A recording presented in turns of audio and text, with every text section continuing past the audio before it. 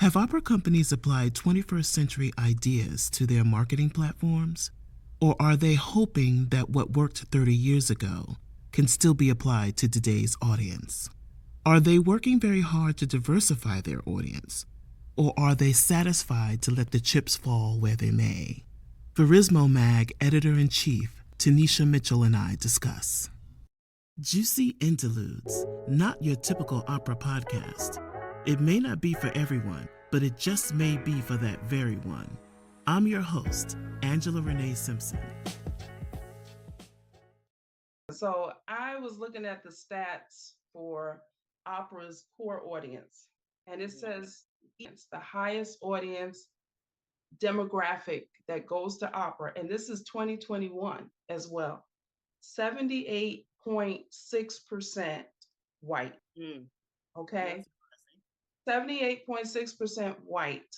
But yet what Peter Gelb was saying about the Met, it's the number of tickets that sold was 66% for this past season.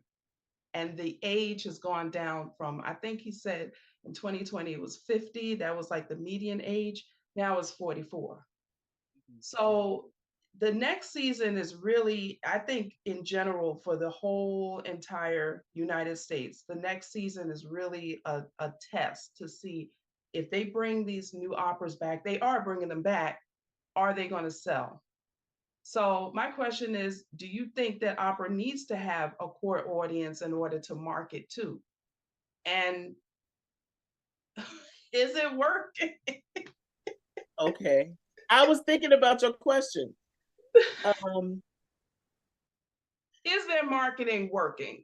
No, it's not working. It's not working. No. If they're working trying to get I see the progress of having more diverse faces on the stage. Mm-hmm. What their problem is not having diverse faces in the audience.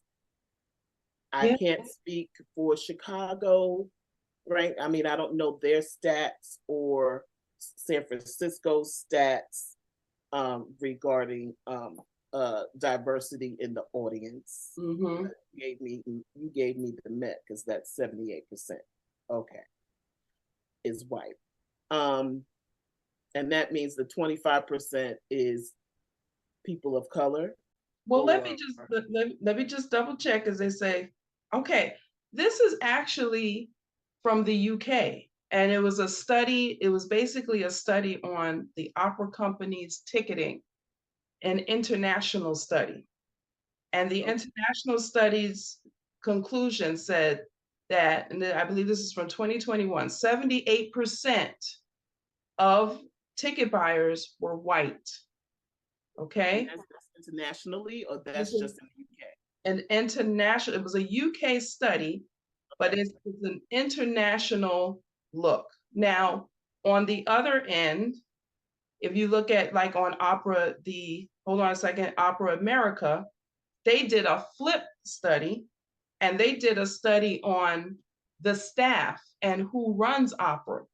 Mm-hmm. And it's funny, the stats on the other end says that it's over 70% who of staff members and administration who are white. I found that very interesting. Yeah, I'm again not surprised. Opera America study is international or just the United States? Just the United States. Okay. Yeah, marketing is not working. The question is, who are you trying to market to? That's the question. We don't know. Who are you marketing to? You gave an age bracket. The age now is 44, the median age, but you don't say if they're white or black. That's the other. What percentage of that median age is person of color or a Caucasian person? My take on it is your marketing is still of an age before COVID. Trying to use the same strategy, 1970s strategy, in a 2023 world. But how do you do it now? Because I'm coming now from an audience member. When I went to see, in the last 2 years, I went to see Champion. It's very interesting. when I went to see Champion and Fire Shut Up in My Bones, the majority of the audience, well, my section, I saw a lot of us, a lot of melanin in there. Flip side, I went to see Turandot, and the other one that was last season. This season, they're Don Carlo. Let's just say I was the only one. I was the only one in that row. No, not even in the row. I was the only one in that section. Okay. And that section was the orchestra, the middle orchestra section. And I did see, now I'm going to tell you, I did see people of color, but I did not see as many in Don Carlo versus the other two operas. But watch this. When I went to Porgy and Bess, you saw some of us, but you saw a lot of, it attracts a lot of people. It attracts a lot of Caucasian people. I'm just going to call it what it is. I know. Oh, I know. You would know. No, I know. What is that? Tell me. I can't answer for white people because I'm not a white person. That's right. I can't answer, but I'm going to take a good guess. Through history, Black folks have been known to be very good entertainers. Through history, we've been known to always give a wonderful show. Porgy and Bess is one of those operas that is not on any company's regular roster. And it's a double-edged sword when it comes to that. It's a good thing, and it's a bad thing at the same time. Wow. The good part of it is that because it's rarely done and it's not on a regular roster, gives it that maybe prestige of people wanting to go see Porgy and Bess. But I find that the younger folks who I've spoken to, millennials like me and Gen Ys, have said, while they like Porgy and Bess represents what they don't want to be stereotyped as. And you've heard that. Okay. They don't like the idea of that. So then like something like Champion and something like Fire Shut Up in My Bones is like, this is a breath of fresh air. And this is what they would tell me, because I said, why? I was like, this is very interesting. I have a friend of mine who happens to be younger than me. And I asked him, I said, why? Okay, you don't want to go to see Porgy and Bess. He's like, I don't want to see that old stuff. And I don't like the idea of, this is the early 20th century and the way that Black people are in that. So I said, so why did you go to see Fire Shut Up in My Bones? I said, why did you? Because it's really the same area. It's a different time period. It's 70s, 80s, 90s. Yeah. I said, but it's the same culture.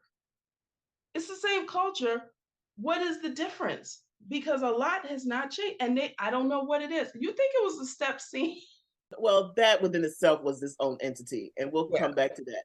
I think being as a performer in Porgy and Bess many, many, many times and seeing them out in the audience, me personally seeing a person that looks like me out in the audience gave me much joy, because it gives someone who's never been to the opera. Or I remember watching the movie Porgy and Bess as a kid. It came on every year. I was so excited. Seeing people that look like me sing like that, even though they weren't actually singing, Sidney Poitier and Dorothy Dandridge weren't singing, still, someone who looked like that singing in at that time, quote, musical, unquote. I didn't realize Porgy was an opera back then, but for me, it was a musical movie. I love movie musicals. That was what I grew up. And seeing it every year, I loved it. Seeing Sammy Davis Jr., Diane Carroll, all that great music, blah, blah, blah, blah, blah. Right. And then it was stripped. The Gershwins took it off the air. The Gershwin family took it off the air. And I was very upset with that. And I was the reason why I was more upset, because generations after me would not get to see it. That's what except if you lived in Harlem and went to the Harlem Film Festival, you would see it every year. Right. Okay. So I think the other reason might be because, one, these young people don't know the history of Porgy and Bess. In their mind's eye, some of them, I'm not answering for all young people, I'm just saying this may be a possibility, the fact that it was a white Jewish man that wrote it. That's another Might thing. be a problem. But if you study the history, he didn't just happenstance and decided this is how Black people act and we going. He did his homework. He went down in that time, the 30s, the late 20s, early 30s. He went to South Carolina, Charleston, South Carolina, and lived with them. Lived to see what their culture was like, what they did in church. If you read up on I think it's the Life and Times of Porgy and Bess. If you read that book, or study George Gershwin, he didn't just throw anything in a hat and decided to do anything. He went and did his research, and he based the music that he created on the music that he heard. It's not something he made up. He heard how they sang, what they sang. And because of that culture at that time, they spoke Gullah, which they still speak today. They still speak it today. Still speak it on the island today. But those people who are native. So don't when you put something in a box because you think it's old and you think because look, there was racism in it, there was drug use in it. I'm sorry I didn't see Fire Shut Up in My Bones yet. I got it on my DVR to watch, but I'm sure there's racism in it. I'm sure there's drug use in it. I think maybe even a little, I could be wrong. Correct me if I'm wrong, Tanisha. A little prostitution going on in there. Am I wrong? Not to that extent. Yes, explicit things. Explicit things, right, are going on. Now, they didn't have sexually explicit things, but in Porgy and Bess, but it's innuendo. Yes. It's, this kind of thing. And also Porgy is based on a book. Read the book. If you read the book, you may understand who these people are. So I would say don't judge a book by what you think you see. Do your research. Now, as far as the marketing with these opera companies, I think I'm going to say, I've said this to you before, I think it was very smart of them to put the scene of the step show on Instagram. Oh, that absolutely. Was genius. Absolutely. That was genius. That was a hoopla. It was a hoopla on both sides. People didn't like it and people loved it. So that's what made those ticket sales come. And those people jump in and come and see it. A lot of the white folks too. But the real test is you had that, it happened, they brought it out, they made that opera open the season before because of the George Floyd stuff, all of that happening. So of course it was Terence Blanchard's time. Absolutely. Exactly. And not negating that at all either. Not negating that. Me being someone who went to an HBCU. So looking at the step, it was amazing. It was great. But now, again, the audience, that's my question. Marketing is what brings value to your ticket buyers. So the audience that will go to see that step show, let's just call it what it is. They want to see the spectacle of that. Right. Is that the same audience that you can attract to go see the spectacle of the coronation of Turandot before she enters? No, because they didn't market it that way. So, okay, so this is the thing. If you want to have butts in the seats, reach out to your core audience. I found out that they had some kind of performance situation at the Guggenheim. You're not going to find the audience that you want to fill the seats. If you want that same audience that came to see Fire to come and see Turandot, you have to go to where they are. And where they are is in their churches. They are in their churches. So if you want to promote the opera, and there are many big, beautiful, large churches in Harlem, have one of the singers from Fire come and maybe either you can have them sing during the service, or you can have some kind of event after service to have them sing a couple of songs, but have another person of color who is singing in Turandot, who is singing in La Bohème, who is singing in another more traditional Italian, French, German, whatever opera, have them perform also to let the audience know that this is what we're offering also. Yeah, that's the annoying part that I don't like. I don't like the fact that if it's a Black opera, oh, they're up in Harlem, and I don't like that. We're not a monolith. So you're not a monolith, but you're in New York City. Right. Your opera house is in New York City. So you want to, everybody knows, everybody in Harlem, just if you walk down the street and ask somebody who's Terence Blanchard is, they're going to know who that is. But if you walk down the street and ask them if they know who Mozart is, they're going to know who Mozart is. Some may when not. You ask them who are you're in Harlem, you're talking about Black culture. Mm-hmm. And you mentioned, like you mentioned in an episode before, who is an opera singer of color that is of note from today? Right. Okay. Who do you think they would say of color? Who in Harlem? Yeah. Need I say more? Crickets. They're not going to say, but they're not giving that person. They're not giving that person exposure in their own in this space. Is what I'm saying. So you want them to come to see Fire just as well as to see Turandot. You got to give them something. This is the issue that and again, it's not just the Met. I think it's around the country. You mentioned something about core audience. Opera's core audience is white. Yes. Older white people. Yes. That's opera's core audience. Right. So if you have it's like if you have a candy shop, you have 5 things of candy. Equate that to an opera. 5 operas. Okay. All right. So you have 2 out of the 5. They serve or they reflect Black culture. 2, then you have the other 2 out of the 5 are traditional. So they represent the Turandots, the Mozarts, the Verdis, okay? Then you got that 5th one that's like a pastiche of everything, okay? Who are you going to attract? It's scattered. How do you do that?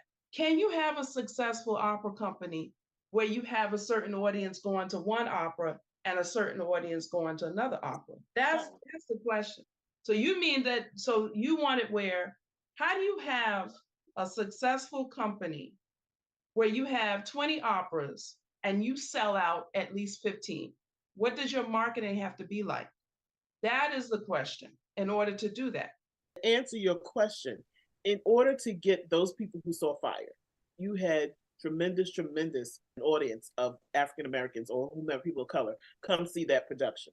Yes. In order to get them to see other productions, you have to let them know that you have other operas, but you also have people of color in these operas.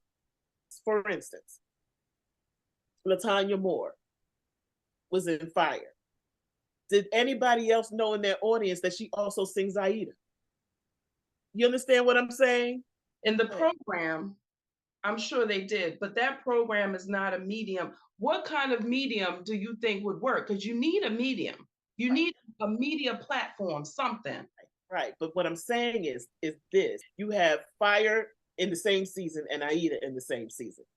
Okay. So set up a concert. You have to take it to them. They're not going to come down to the Guggenheim. You got to take it to Abyssinian Baptist Church. You got to take it to Ephesus Seventh-day Adventist Church. You have to connect with those people. And let me you have to connect with them and give a recital, a small concert or something to promote your operas, to get to the audience. They're going to come. They're going to come because it's people that look like them that are singing in these concerts, singing classical music. So you have LaTanya Moore and say Will Lieberman. They come and do a scene from Fire. Then they turn around and do a scene from Aida. You understand what I'm saying? LaTanya was also in Aida that same season. But you want them to know that there are other operas besides Fire. You want to promote that. So let the audience, let them realize, oh, she's singing this and she sings She sings Italian. Oh my God. Aida, everybody knows about Aida. Everybody knows about the musical. They know the storyline. They know who she is. She's a Black Ethiopian princess. And if they don't know, you explain the scene. Well, I think I want to see both of those. This young lady can sing. This young lady has a beautiful voice. I want to see her. So that's how you build the audience. If you get an audience that comes to one thing, that doesn't and these people, half of them normally don't come to opera, but you want them to attend more. You have got to reach out to them. You cannot do education, the education stuff. Those are little children. Those are, children who don't have the power to say, I want to go, mommy, I want to go see. You got to get the parents. You got to reach the people who are in your median age, and also to let them know that, to come to they still have this stigma. Let them know how much the tickets are. Our tickets range from $25 or $50 to $200. $25 somebody can afford. $50 somebody can afford. And maybe there's somebody in the audience that can afford a $200 ticket that can come. I'm sure there are plenty of Black people who can afford a $200. I'm not gonna say maybe. There are plenty of people who can afford a $200 ticket. But give them that information and let them know you don't have to come dressed up in the tuxedo and the evening gown to come to the opera. You can come the way you're dressed today. You can walk in, you can go and see an opera after church. What you're talking about for marketing purposes is outreach. Does the Met ever go past 92nd Street? They have. I think you need more than that. And I'll say this, I don't think any opera company can be its own media platform. It can't. You need help from the media outlets. If you go and you look up a Beyonce or even a Rihanna, there are different media machines that's happening, that's keeping their name out there. The other day, there was something about Spotify that her streams reach over millions and is one of the top streams on Spotify. Now, one would say with opera, people are encouraged to see the live performance. That's the end game. The end game is to get you to come and see the live performance. Okay. The fact that somebody mentioned that she is one of the top on Spotify, she doesn't even have a new album out. That keeps her name out there. Now people are going to be looking her up and they're going to be like, well, why she got all these streams on Spotify? Let's look her up. Beyonce with her daughter performing. I'm sure you've probably heard of her daughter performing on tour with her. So they have people who are helping them keep their names out there. That's what opera needs. But the only difference is this. Mm-hmm. These are individuals. This is an institution. But see, that's the thing. The institution of opera. The institution of opera. Not the opera institution. We're talking about opera companies. So we're talking about a company, the Met, Chicago, San Francisco, LA. We're talking about companies, whereas Beyonce and Rihanna, even though they're big machines, they are individual person. No. Let me get to it. They're individual people, but what they're promoting is the culture of pop and R&B music. If you think about it, they're the people that put out that music, but their brand is around this type of music that they're putting out. They are the medium to that type of music. So if somebody thinks about pop music, they think immediately pop music, you think about Rihanna. If you think about reggae, she's a little bit of reggae too. You're thinking about Bruno Mars. You're thinking about Dua Lipa. You're thinking about even Bad Bunny, and Bad Bunny is also Latin. That's a whole other thing. You're thinking of them as the celebrity, but they are the mediums to that type of music. That's the thing that I'm talking about with opera. You got one. That's what I'm saying. The medium to opera is what you're saying that you don't have to be. The tuxedo, the gown, it's not required. But when somebody thinks of opera, that idea, they think of, I have to dress up. I have to be of some type of stature to go in that house. Rich. Mm-hmm. There's an austerity to it. There's no medium that's communicating what opera is to the public. That's where I believe their marketing is going wrong. I get what you're saying. That's what I'm saying. That's what they don't have one. We don't have a star. There is no star. There are no stars. It's not even okay. I know what the star thing that we were talking about, and that's coming up, but it's not even the star thing. It's the idea. What does opera represent? And again, opera represents that core audience that I was talking about. Older people of a lighter hue. If you look at the statistic, it says it. So if that's your core audience, then how do you take a season? It's almost like it's a catch-22. You have this menu, and this menu is you serve this community, but you serve this community, but you serve this, you serve that. It's scattered to me. So that's the thing, is how do you take the idea of opera and change the notion of opera? How do we do that? That's the big question. I see your face, you're like, girl, yeah, that's what I'm saying. How do we do that? Because if you're marketing, who are you marketing to?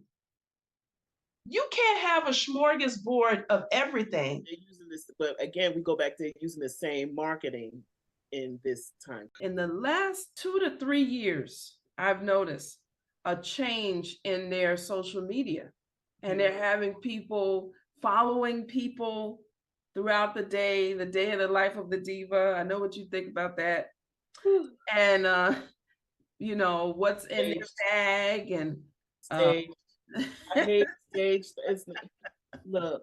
But they're trying, that's the opera company's attempt to connect the singer to the audience. Yeah. I'm not interested in what's in your bag. I'm interested in the bag. What bag are you carrying? Is that a Chanel? Is that a Christian Dior? Is that the bag is it? I'm not interested in what's in it. I'm interested in the bag. I'm interested in how do you feel about a certain topic? Is it hard? Is it hard if you're in the opera industry and you're a female and you're married and you have kids? Is it difficult? Is it a difficult thing? And how do you manage it? Do you have do you bring your kids with you? How young are they? Or if they're older, do they stay home with dad? Not to get into personal, but being married and in the business. And if you're both in the business, oh my gosh, how do you navigate? Is that navigatable? I'm not trying to get into anyone's personal business, but I'm trying to put out subjects there that other people the everyday person can relate to. I'm going to I've told you this story before, the thing that I always thought of, and I'm going to put her name out there. I said, like, if Taylor Swift decided to date a barra hunk, a guy who sings opera, and they're dating, she met him somewhere at a party or something, they decided to date. Let me tell you, opera will be on the map. All these girls telling their parents, I need tickets to see this opera. Taylor Swift's man is in this opera. He's cute, blah, blah, blah. I want to see him. Taylor might be there. You understand what I'm saying? I mean, I just use her as an example because this brings pop culture and opera together in some respects. I think the root of this problem, this disconnect, is there's no media platform or a medium on a high level, meaning it reaches millions of people, that could translate what opera is to the general public. It can't just be a person. It's got to be a very powerful media entity, more than one. If Beyonce wears, I noticed on her tour, if she wears Louis V has millions of followers. They're going to put Vogue. These are powerful entities. What happens with opera and these powerful media entities? They show up for like a flash, then you don't see them anymore. Good example is Pretty Yende during the coronation. Whoever was behind that, more power to you as far as on her team and helping her get her name out there. Now, the question is, We are 2 months removed from the coronation. Coronation happened in May. What's going to happen now? Will it churn? Will that, you can't keep talking about the coronation forever, but what else will happen to keep? UK American culture is totally different. That's UK. And of course, the United States, everybody across the world watched the coronation. I felt I missed her. I didn't hear her. Unfortunately, I missed it. I didn't see it. I thought they would replay it somewhere, but I couldn't find it. Pretty Yende has to sing in order for her to bring her brand to the pop culture here in the United States. She may not want to do that. That may not be her goal. In order for her to expand, she would have to walk the red carpet. Now that's where I see her, somewhere like the Met Gala, and something that's a Vogue sponsored event with other celebrities. That's where, but again, but you're only invited to the Met Gala when you make a big splash somewhere. Let's say she did a collab with Bruno Mars. Bruno opened open BET Awards with his show, and in the background was this opera singer dressed to the nines, was Pretty Yende, and she sang this little thing with a little ditty or whatever on his song. Then you take that moment and you take that 15-minute moment and spread that out, because everybody's going to wonder, who is this woman? Who is this woman that sang on Bruno Mars? Why is she dressed? And why was she was in the show? She was in the opening. She was in this. Who is she? Voice was wonderful, beautiful. But then her people take that moment and take that 15 minutes and make it into an hour. So now all of this happens. How does that go back to the institution of opera? Well, people get to know who she is. They want to know who I'm an opera singer. I've sung all over the world. Because people are going to look her up. They're going to Google her. They're going to Google her and they're going to see who she is, what she does, listen maybe to some clips and blah, blah, blah. Again, maybe she had on a beautiful Oscar de la Renta dress. Maybe she had on a beautiful Versace gown for this event thing that she did with Bruno Mars. Let's just, she's walking the red carpet and then she's at the after party. And then you understand what I'm saying? That's the power of celebrity in this. Exactly. The power of celebrity is what's going to think of it. Maria Callas was a celebrity. She was an opera singer, but she was a celebrity also. She was always in the gossip columns. She was in the newspaper. Any little thing, Onassis made her even more of a celebrity. And that's what connected people to the medium of opera. I get you. But again, we don't have that now. So if we don't have that now, how do you take the institution of opera? And it's great to market your stuff to your audience the best way that you can. But there are other things that's needed. No opera company can become its own media. It's not enough. Not enough. No, it's not enough, because what you're doing is you're trying to change the narrative for people. But I noticed this. Look up opera and look it up in the news part. Look up the media platforms that cover opera. It's always geared to a certain audience. That core audience. If you look at Financial Times, Wall Street Journal, New York Times, look at the demographic of the people that read that stuff. It goes back to the core audience. The only sponsor I can think of regarding opera is Rolex. That's it.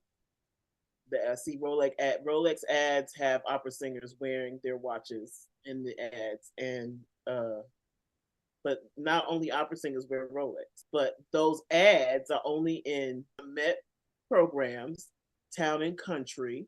Yes. Architectural. I'm not even gonna say Vogue. I'm not even gonna say it's not. I don't even think they're in Vogue. I haven't seen it in Vogue. Architectural Digest. Maybe. I'm trying to think of some other ones that I like to look at, but Town and Country is a big one. Yeah. I can only, as someone who's an audience member and also a performer, I can only imagine what goes on, how they're marketing these operas are just not working. You should be creating your own platform before you even get to the opera company. Well, you said it before that opera houses don't make stars. No, they don't. They don't make stars. So you have They're there to promote their operas. That's what they're there for. They're promoting their operas. They're not going to promote the singers in their operas. they are trying to get you to be interested in who the singer is. But there's a wall of austerity. There's this wall where your stuff is only getting to a certain demographic. It's going right back to that core audience. And you know what's funny? A lot of opera platforms on social media have I've seen like the top have over 100,000 followers on Instagram. Okay. There's one that has over 1 million, but yet there's still a disconnect. So if there's a disconnect, like you said before, you need to take your narrative in your hands. You need to create your own narrative. Personally, yes, I want to see you going to the movies. I want to see you giving a review about the new Marvel movie that came out. I want to see you talking about you bought your ticket to the Beyonce concert. That's what as an everyday person. All that stuff backstage, yes, it's for people who don't know. For people who don't know, it's wonderful. I don't say get rid of that. That shouldn't be the only thing. This is Juicy Interludes, not your typical opera podcast with your host, Angela Renée Simpson. And remember, you don't have to listen to me, but you do have to listen to your audience.